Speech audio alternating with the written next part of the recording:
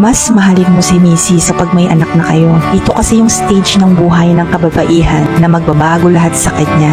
Mula sa katawan, sa hormones, sa lifestyle niya, sa buong pagkatao niya. Kapag ang isang babae ay nanganak, nandyan na yung maaawa siya sa sarili niya. Titingin siya sa salamin at halos hindi na niya makilala yung refleksyon sa harapan niya. Malaking puson, maitim na batok, malaking braso, lawlaw na balat. At mula ng mga anak din siya, dumoble ang pagod niya. Bilang asawa, huwag naman sana tayo maghanap ng iba pag si Mrs. ay nagbago na. Isipin mo yung hirap na pinagdaanan niya mula sa pagdadalang tao, sa pagsilang at sa pag-aalaga. Huwag kang maging selfish. Ang ibang lalaki kasi tumitingin na sa iba dahil feeling nila hindi na maganda yung misis nila. Napaka-unfair naman nun, di ba? Mahalin natin si Mrs. ng mas higit pa.